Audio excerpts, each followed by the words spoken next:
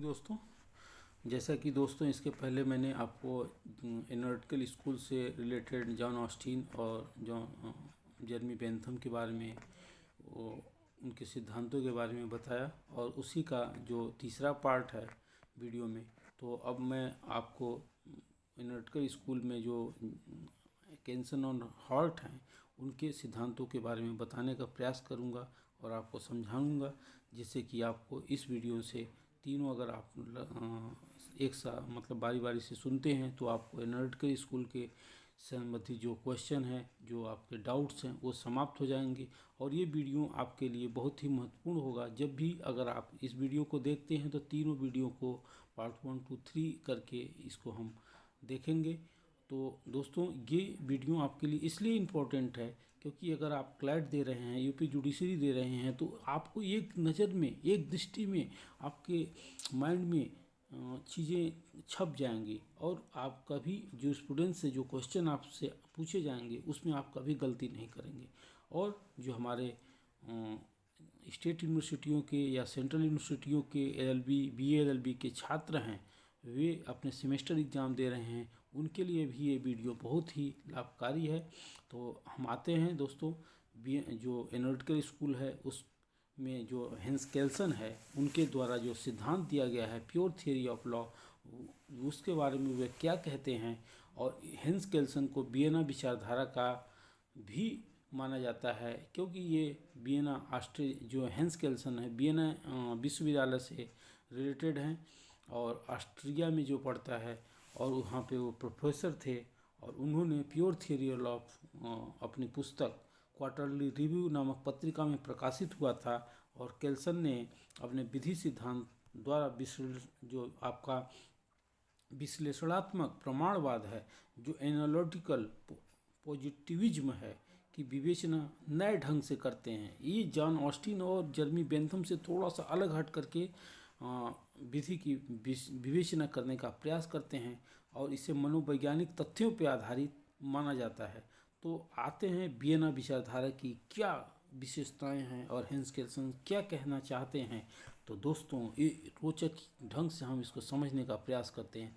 केल्सन कहते हैं कि जो विधि है वो शुद्ध विधि के सिद्धांतों के बारे में अध्ययन करता है। वो बताने का प्रयास करते हैं कि क्या है विशुद्ध जो विधि का सिद्धांत प्योर थियरी ऑफ लॉ है, वो क्या कहता है कि शुद्ध विधि का सिद्धांत निश्चयात्मक विधि का एक सिद्धांत है।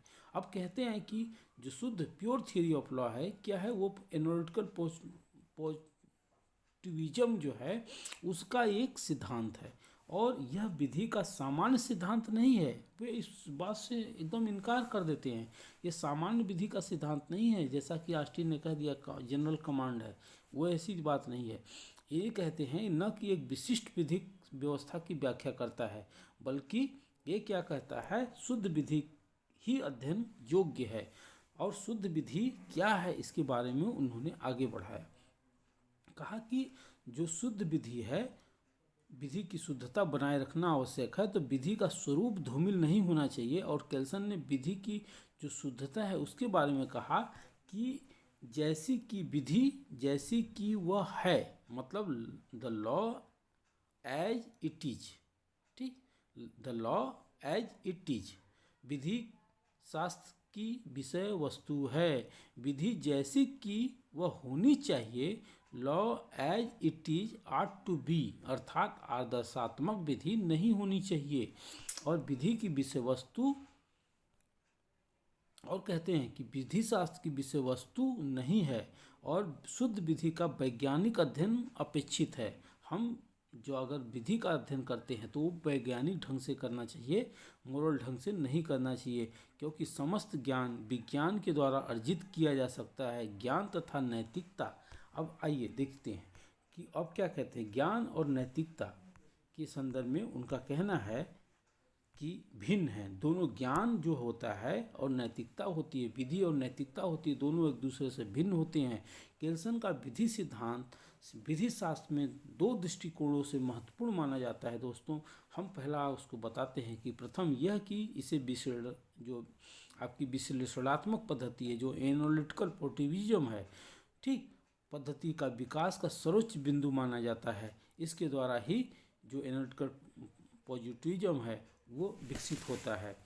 ठीक। द्वितीय यह कि इस सिद्धांत में 19वीं शताब्दी की अंतिम तथा 20वीं शताब्दी के प्रारंभिक वर्षों में विधि के प्रति अपनाई जाने वाली नीति का स्पष्ट दर्शन होता है और सामान्यतः केल्सन और ऑस्टिन के विधि संबंधी विचारों में निकट साम्यता पाई जाती है।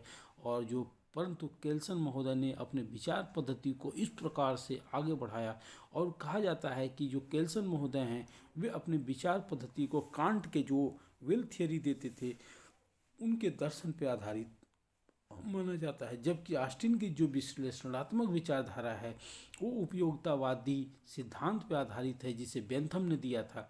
तो इस प्रकार से हम देखते हैं कि हेल्स केल्सन के विशुद्ध विधिक जो सिद्धांत है उसके प्रमुख लक्षण क्या है, उसके मूल लक्षण क्या है, इम्पोर्टेंस जो एलिमेंट्स हैं उसके बारे में क्या कहना है।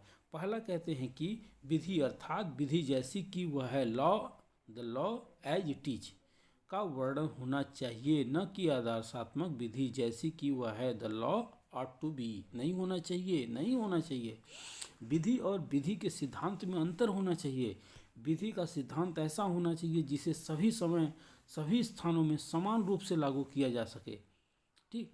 बट दोस्तों इसको आलोचना होती है इस शब्द को लेकर के, विधि का सिद्धांत ऐसा होना चाहिए जिसे सभी समय सभी स्थानों पे समान रूप से लागू किया जाना चाहिए। इसकी आलोचना होती है इंटरनेशनल पर्सपेक्टिव में। अब दूसरा जो इसका जो है नेक्स्ट जो कहते हैं विधि का सिद्धांत प्योर होना चाहिए। इसे नीति शास्त्र, राजनीति शास्त्र, समाज शास्त्र, इतिहास, अर्थशास्त्र जैसे मनोविज्ञान जैसे शब्दों से जो विषय हैं उससे पूर्ण रूप से मुक्त होना चाहिए, प्रभाव से मुक्त होना चाहिए। इससे विश्लेषण नहीं होना चाहिए, इनका इससे किसी भी प्रकार का संबंध नहीं होना चाहिए। और कहते हैं कि विधि के मानकी विज्ञान है, प्राकृतिक विज्ञान नहीं। और उन्होंने यहाँ तक भी कह दिया कि जो प्राकृतिक, क्योंकि एनालिटिकल स्कूल प्राकृतिक जो विचारधारा है उसी के मतलब प्रकृति स्वरूप मतलब प्रतिक्रिया स्वरूप उत्पन्न हुआ था, रिफ्लेक्शन हुआ था उसी का, ठीक अपोजिट। तो अब कहते हैं कि विधि के मानकी विज्ञान है, ये प्राकृतिक विज्ञान नहीं है, ये नेचुरल, ठीक नेचुरल नहीं है। अब हेल्स केल्सन के विशुद्ध सिद्धांत जो है उसमें क्या कहना चाहते हैं, अब उस सिद्धांत के बारे में देखिए कि उनका क्या कहना, एग्जाम्पल के माध्यम से वो समझाने का प्रयास करते हैं। कहते हैं कि Kelsen pure theory of law means Kelsen के विशुद्ध विधि के सिद्धांत का केंद्र बिंदु मानकों की व्युत्पत्ति होती है। मानकों की जो मानक हैं, गुड नॉर्म्स हैं, उनकी उत्पत्ति होती है। उन्होंने विधि क्रम को मानकों का स्तूप माना है। विधि का जो विकास क्रम होता है उसको एक स्तूप मान लिया। जैसे पिरामिड आप देखे होंगे, पिरामिड ऐसे की तरह जाता है ऊपर की तरफ और नीचे आता है। तो जो हम शक्ति प्रदान करते हैं, प्राप्त करते हैं, वो ऊपर वाले सिरे से, ठीक। पिरामिड दो तरह के होते हैं, देखे होंगे आप। अगर आप मान के आप साइंस पढ़े होंगे तो उसमें पिरामिड दो तरह के बनाए जाते हैं। एक तो ऊपर से, जैसे पेड़ होता है, पेड़ के ऊपर देखेंगे बहुत सारे पक्षी होंगे, पक्षी से धीरे धीरे धीरे धीरे नीचे की तरफ आता है, तो वहाँ पे अलग होता है। और एक नीचे से होता है भूमि से, जैसे कि पहाड़ वाला, ठीक। तो इस तरह से पिरामिड, तो कहते हैं कि वहाँ से शक्ति प्राप्त करता है स्तूप क्रम को, ठीक। विधि शास्त्र का एक मानात्मक विज्ञान है, विधि शास्त्र एक मानात्मक विज्ञान है, यह प्राकृतिक विज्ञान से भिन्न है। बार बार कहते हैं कि प्राकृतिक विज्ञान से भिन्न है। प्राकृतिक विज्ञान के नियम कारणात्मक संबद्धता पर आधारित होते हैं, कारण पर आधारित होते हैं। ये कारण तथा प्रभाव के परिणाम के कथन होते हैं। उनका कहना है कि ये कारण तथा प्रभाव के परिणाम के कथन होते हैं।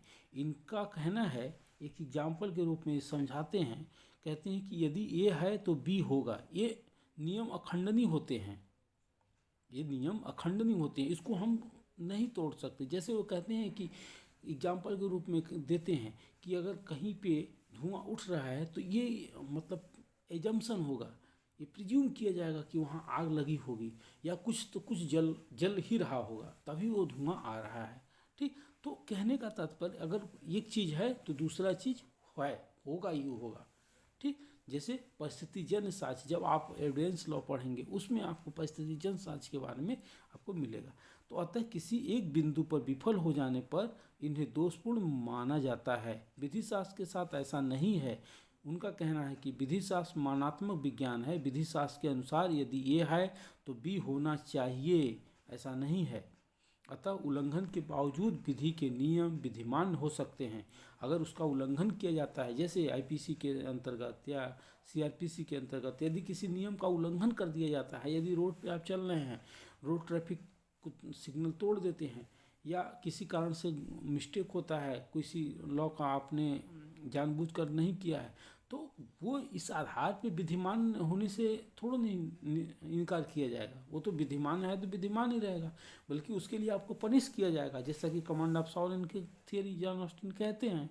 तो कहने का तात्पर्य यही है, एनालिटिकल पॉलिटिज्म में ये चीज़ बताने का केल्सन प्रयास करते हैं। ठीक, मानात्मक संबंधों के तंत्र का ज्ञान ही विधि शास्त्र है। उनका कहना है कि जो मानात्मक संबंध के सोपान तंत्र हैं, जो मनुष्य के बीच में एक सोपान तंत्र होता है, एक दूसरे को आगे बढ़ाता है, उसी को उनका कहना है कि मानकों के सोपान तंत्र में प्रत्येक मानक अपने उच्चतर मानक से शक्ति प्राप्त करता है। जैसे सुपीरियर है, वो अपने जो सुपीरियर है अपने सुपीरियर से, सुपीरियर अपने सुपीरियर से ऐसे प्राप्त करता रहता है। ठीक, सुपीरियर जो है अपर, जिसे अवर अधिकारी है अपने प्रवर से, तो चाहे वो सोसाइटी को ले ले, चाहे लॉ को ले ले, चाहे आप ग्रुप्स में ले लें, हर जगह ऐसा होता है। तो केल्सन महोदय का यही कहना है, प्रत्येक विधि प्रणाली में एक मूल मानक, एक गुड नॉर्म्स होता है, असमेय होता है। मूल मानक के संदर्भ में कहते हैं कि किसी अन्य उच्चतर मानक से वैधता तथा अन्य मानकों के पारस्परिक संबंधों पर विचार करता है। मूल मानक की वैधता, गुड नॉर्म्स की बात करते हैं और कहते हैं मानकों की वैधता पर विचार करना चाहिए, विधि के क्षेत्र से परे है, उस पर हम ज़्यादा विश्लेषण नहीं कर सकते। ठीक, उस पर हम ऑब्जेक्शन नहीं लगा सकते। गुड नॉर्म्स जो होता है, जैसे पार्लियामेंट, जैसे आपका कॉन्स्टिट्यूशन ऑफ इंडिया है, उसमें प्रियम्बल है, प्रियम्बल में जो गुड नॉर्म्स दे दिए गए हैं, जो कुंजी कहा जाता है संविधान की, उससे अगर हम कोई चीज़ प्राप्त करना चाहते हैं, कोई समस्या आती है कॉन्स्टिट्यूशन के अंतर्गत किसी अनुच्छेद में, तो हम तुरंत वहाँ पर जाते हैं, उसके समस्याओं के समाधान के लिए खोजते हैं कि इसमें क्या कहा गया है। ठीक, तो केल्सन का कहना है कि मूल मानव को एक प्रारंभिक परिकल्पना मानते हैं, ठीक, और उसके द्वारा उसे तर्क से परे घोषित करते हैं कि उस पर हम तर्क नहीं कर सकते, उससे हम एनर्जी ले सकते हैं, उससे हम ज्ञान ले सकते हैं, उसको आदर्श मान सकते हैं। और भारत और इंग्लैंड की विधि व्यवस्था में जैसे संसद है, अमेरिका की विधि व्यवस्था में संविधान सभा है, हिटलर कालीन जर्मनी की विधि व्यवस्था में तानाशाह की इच्छा मूल मानक मानी जाती थी। अब हेल्स कंसर्न का जो महत्व क्या है इस विधि शास्त्र में, तो हम देखते हैं कि केल्सन महोदय ने कहा है कि राज्य और विधि को एक सिक्के का दो पहलू माना जाता है।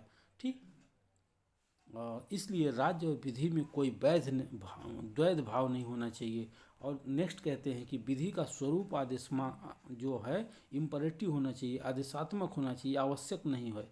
ठीक, तीसरा उनका कहना है कि अंतर्राष्ट्रीय कानून राज्य की विधि से श्रेष्ठतर होता है।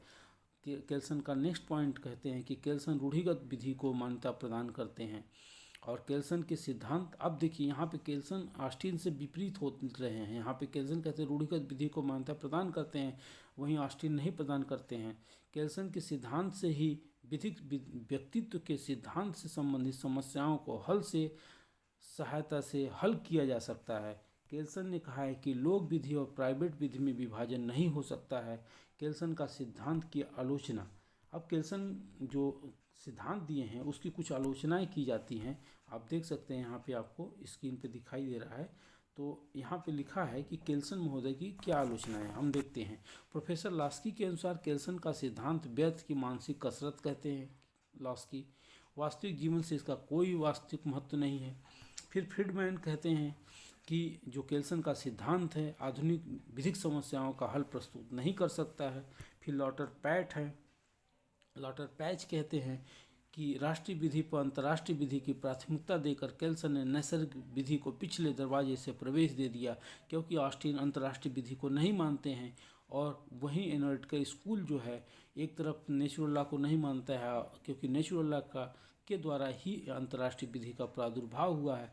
तो एक तरह से अंतर्राष्ट्रीय विधि को प्राथमिकता देते हैं, अंतर्राष्ट्रीय विधि प्राइवेट राज्य की विधि में दोनों में कोई विभिन्न नहीं है, उसको उच्चतर मानते हैं अंतर्राष्ट्रीय विधि को। तो इस आधार पे कहा जाता है कि इन्होंने पिछले दरवाजे से नैसर्गिक विधि को प्रवेश दे दिया। केल्सन की इस बात पे भी आलोचना की जाती है। केल्सन महोदय की मूल मानक का अवधारणा जो है वह भ्रामक है।